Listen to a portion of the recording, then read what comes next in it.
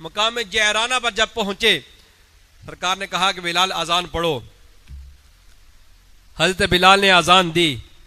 وہاں کچھ بچے کھیل رہے تھے، ان بچوں میں سے کسی نے حضرت بلال کی نقل اتاری، آپ کی نقل اتاری، آپ کی آواز میں اذان دینا شروع کی۔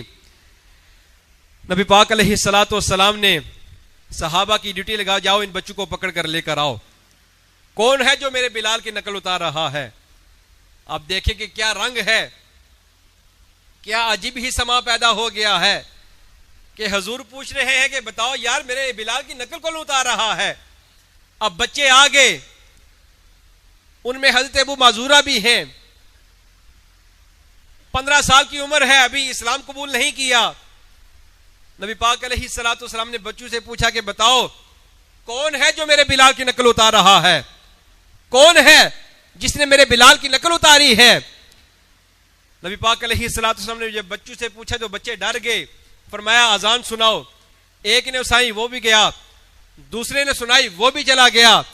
کرتے کرتے جب حضرت ابو معذورہ کی واری آتی ہے، حضرت ابو معذورہ جب اذان سناتے ہیں تو جیسے ہی آپ نے اذان سنائی، آپ کی آواز اسی طرح تھی جس طرح حضرت بلال کی آواز تھی، انہی کی آواز میں جب اذان سنائی نا تو سرکار نے کہا کہ پھر اذان سناؤ، پھر سنائی، فرمایا پھر سناؤ، پھر سنائی، فرمایا پھر سناؤ۔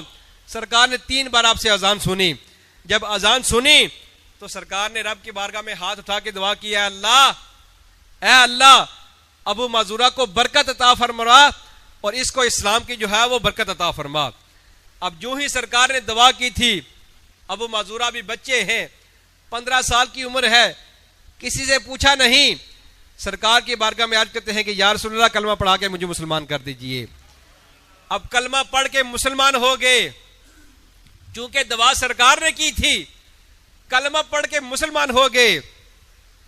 اب سرکار کی بارگاہ میں عرض کرتے ہیں کہ یا رسول اللہ، یا حبیب اللہ، میں نے کلمہ تو پڑھ لیا، میری ڈیوٹی کیا ہے؟ نبی پاک علیہ الصلوۃ والسلام نے فرمایا انت مؤذن فی المکہ، کہ تو مکہ میں مؤذن ہے، میرا بلال جو ہے وہ مدینے میں اذانے پڑھے گا، تو مکہ میں جا کے اذانے پڑھے گا۔ میرا بلال مدینے میں اذانے پڑھے گا، تو جو ہے وہ مکہ میں جا کر اذانے پڑھے گا۔ او بھائی وہ بلال حبشی کہ اگر ان کی کوئی نقل بھی اتارے سرکار سے اتنا محبت کریں، بلال کی کوئی نقل بھی اتارے سرکار دو عالم صلی اللہ علیہ وآلہ وسلم ان سے جا کے اتنی محبت کریں۔